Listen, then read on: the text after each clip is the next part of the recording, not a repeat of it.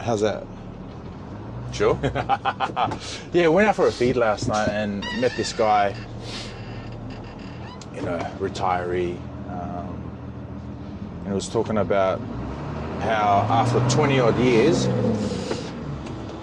his kid has been diagnosed with an array of things. And it's just talking about His kid? Yeah, his kid. That sucks. Yeah, but at least, like, he saw it from this perspective. At least he now knows, they now know why X, Y, and Z to their behavior, to their mood swings, to whatever. So, he was talking about the different ways in which they went about dealing with the certain issues. Yeah. And I think it feels good to get... Huh? I think it feels good to get knowledge like that. Like, something, like a diagnosis. Yeah. But then I hear about other people who've been diagnosed with ABC and... Oh, ABC, that's a tough one, that. I hear that's bad. I learned this a long time ago, dealing with like, going through younger days, being a bit, I was a bit of a rat bag, a bit of a different person. Yeah. But there was a word I discovered that kind of fitted with my life back then. And it's a word from a different language that represented how I felt at the time. Yeah. After the tumultuous period of my life. Yeah. Kintsugi? It's a Japanese word. So they've got a word. Yeah. And it's about like, it's like a porcelain thing. It's like a porcelain something. Yeah, yeah. It's when they break something. Yeah. And then they fix it with gold. And then it becomes a more valuable piece or more valuable item. So it's stronger, supposedly. So it's better for being broken. Yeah. And then mended with gold. Yeah, I think I've heard of something like that. So, Kinatsu or something. Yeah. Look it up. So you got to find that word, whatever that is. And that's a really good picture of being able to use the brokenness in your life to... Beauty in Broken Things, the art of Kintsugi. Kintsugi, yeah, that's the one. He's aligned with several well-known Japanese beliefs and philosophies. Yeah, beautiful.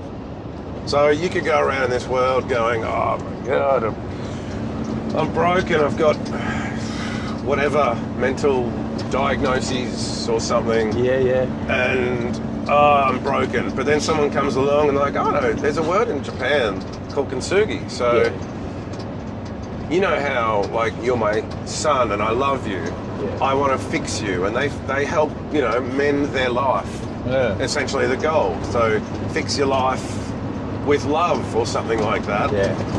And then you can explain to that boy, like, Kintsugi's a word where you were once broken. Yeah. And now you're mended, but you're more strong now. Yeah.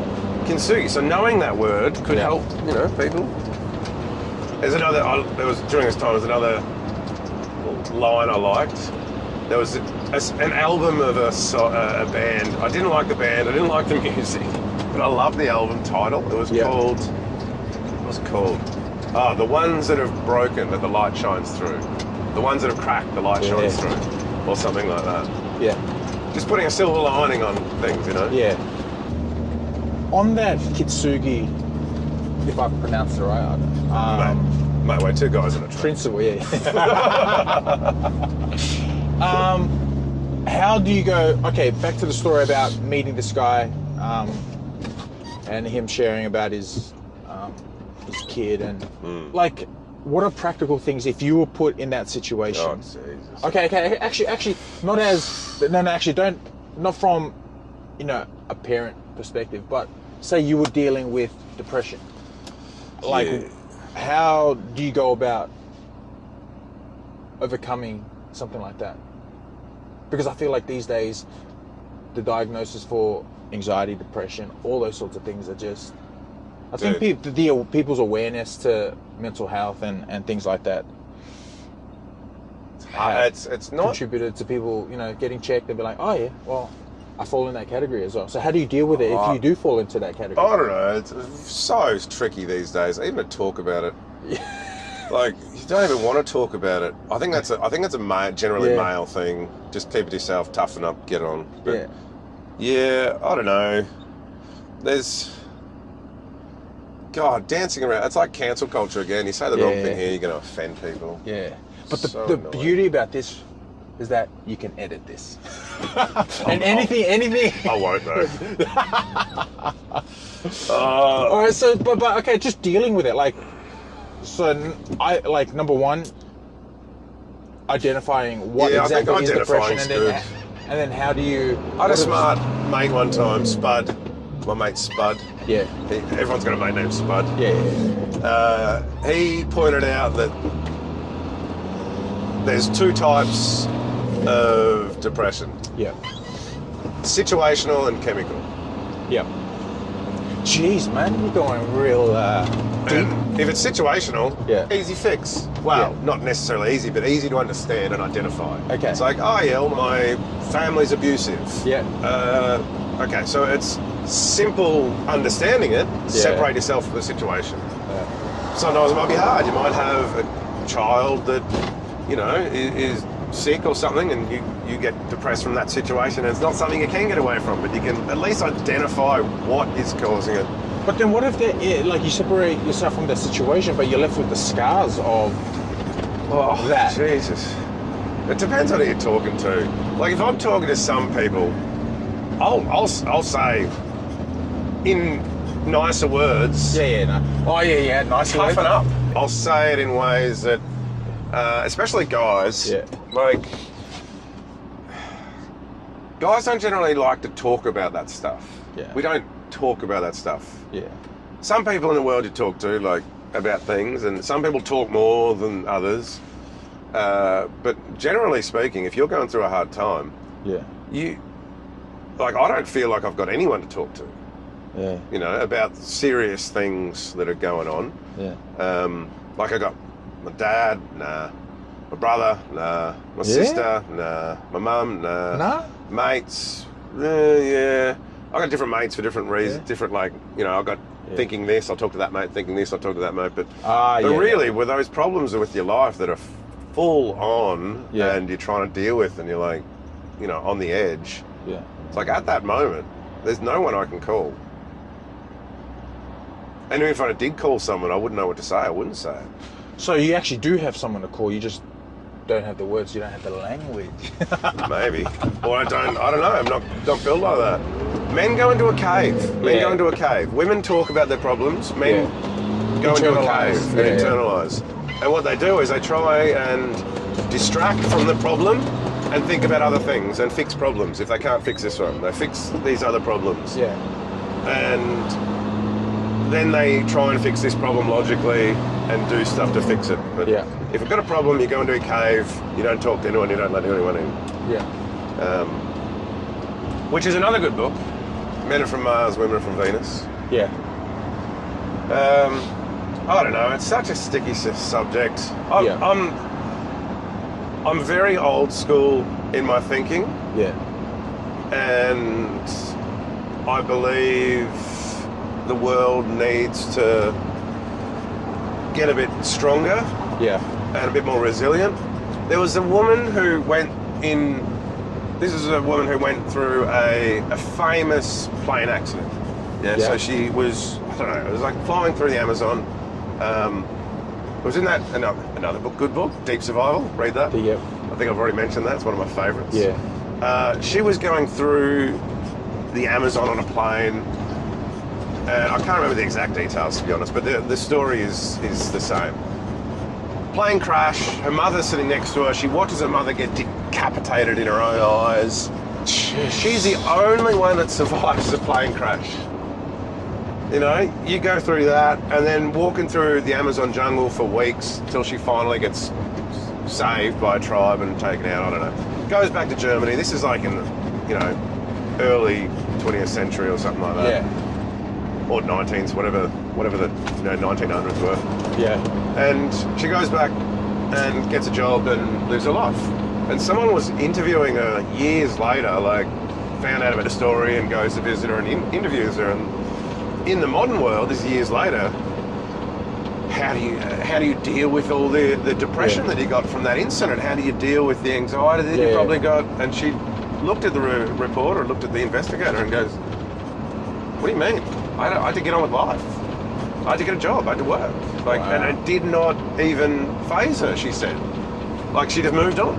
It was like, yeah, you deal with it, then you just move on. Like, people go through traumatic incidents. Some people, I guess, would collapse and have to, emotionally not deal with it very well, because everyone's different. It's like anaphylactic. Everyone's body's different. Every brain's different. But I like that idea. Necessity. Get on with it. Move on. Yeah. And I've dealt with some pretty serious things in my life. Like, I remember one stage, I had a job in Warrnambool.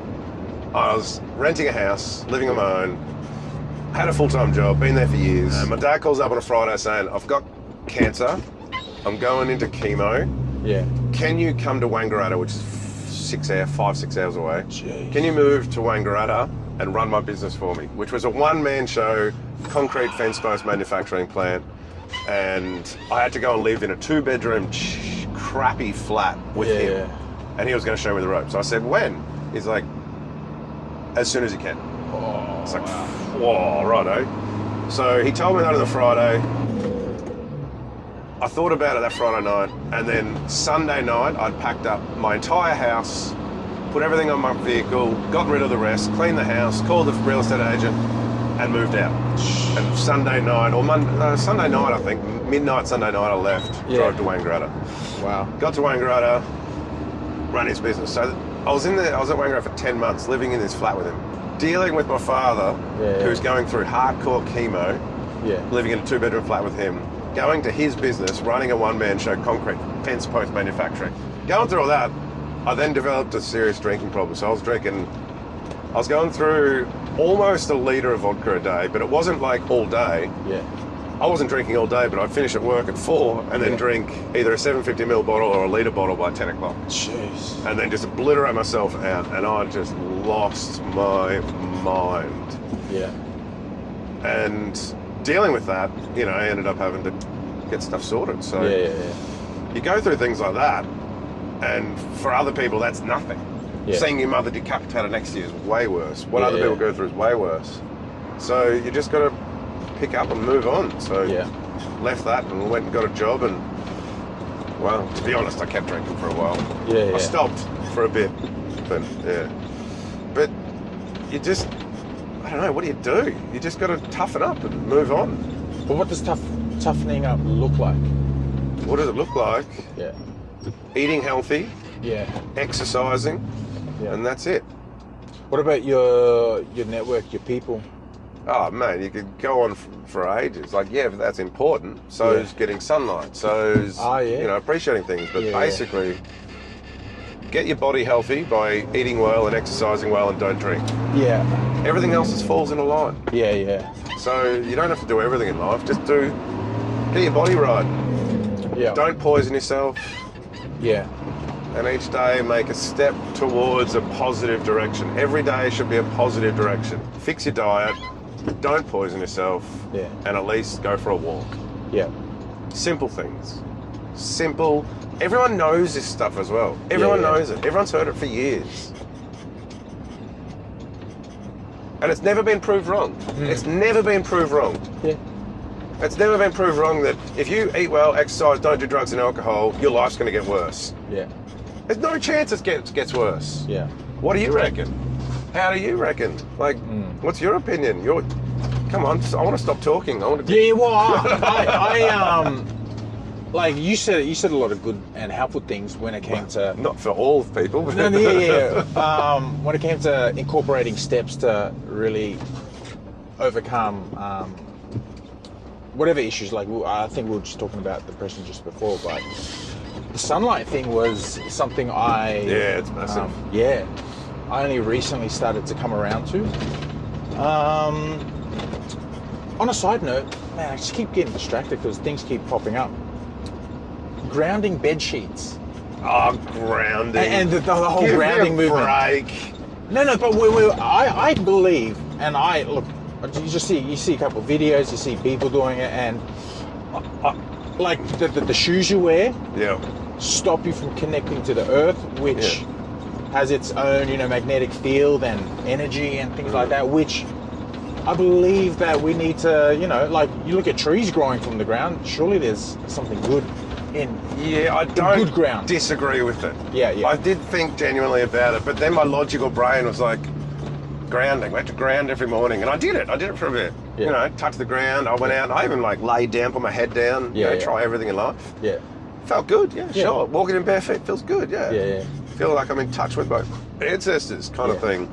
But then my logical brain went, if it's just electricity and we need to ground, every time we have a shower, we're electrically connected to the ground. You're grounding every time you have a shower. The water's connected to you, running down the drain into the ground. Yeah, but that's water with chlorine and fluoride, and that's coming from the taps, and those taps have a build-up of every time you touch something in your house, you touch the tap. It's grounded. There's literally outside, there's a pole in the ground with a bit of wire up around it. So but logically that doesn't make sense. No, but those taps are connected to like PVC pipes, which aren't conductors. No, it has to be grounded, otherwise like you get electrocuted in your house apparently. I don't know, but they have to ground your house. Your house is grounded. Yeah, I get that, yeah. But isn't it through the socket? Yeah. The socket, the third socket, the socket, in Australia. Oh yeah, maybe you got the two at the top and one at the bottom. Maybe I'm wrong then. But I still think water down the drain, it's still electricity. It still travels through that. You reckon? I don't know. Like, I don't notice the difference. I didn't notice the difference. When I was grounding, but admittedly, I thought I was going to go out and touch the ground. I did it for a few weeks. Yeah. I thought I was going to be like, like light would shine through and... Nah. No, but that's just like going to the gym. You're not going to see results in your first day, your first hour, your first week of going to the gym. Yeah, I guess. So if you're grounding, you're not going to notice, oh my gosh, like... Do you do it? My cells. I try to. How long have you done it for? Man, here's another thing. Tell me your results. Here's another thing.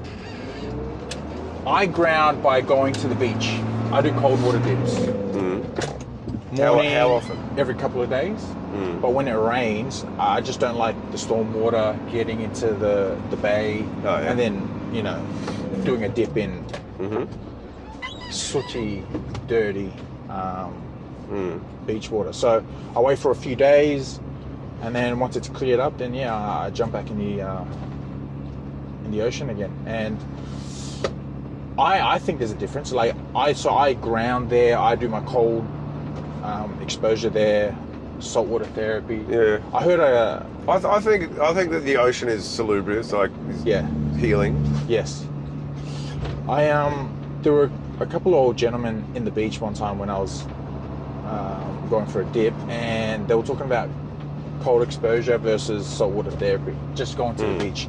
And they're like, man, saltwater therapy craps all over cold exposure, yada, yada, yada, which, was an interesting conversation to overhear. But, I believe in it, like saltwater therapy is probably the best because you're grounding at the same time. Plus you're getting like all those minerals from the beach, cowabunga. Whereas cold exposure, you're just in a tub.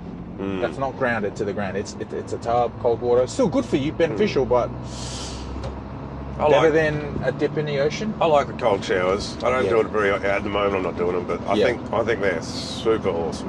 Yeah. I don't know about cold plunging. I think the ice bars are a bit much. I think people take it too far. I think a cold shower in the morning. I reckon that does the same thing. Suffice. Yeah. Okay. So. Anyway, hang on, no, you got to get back. So you've got to give someone advice on their depression. But you were asking me about like my take, and I agreed with a lot of the points that you brought up, and then I just added extra things like All right. So if I go down, I'm taking you down with cold me. Cold water therapy, salt water exposure. Yeah. All right. I guess just getting out of the four walls. You know what I mean? Being active. Getting those endorphins running, getting a real good natural dopamine hit. And through what you were saying, exercise, and learning that your sunlight. life isn't all highs, like blips. You don't need to always go high. Like staying steady is actually all right. But it's hard to tell someone who lives on those highs, those ups, which come the massive downs as well. It's hard to tell someone that you got to give up that high. Maybe. And I've heard this before. I remember listening, like, what do you mean give up the high? Like, is life worth living kind of thing? But I guess I think a lot of it just comes as you get older, you change. So you can't really, like, I don't feel like I should give myself credit for being I feel like I'm a very strong-minded person now. Where I wasn't a few years ago. And I think a lot of it is no drugs and alcohol. But I think just getting older as well changes people. I think there's light at the end of the tunnel, even if you think everything's lost. You're going to get older. Life's going to get better.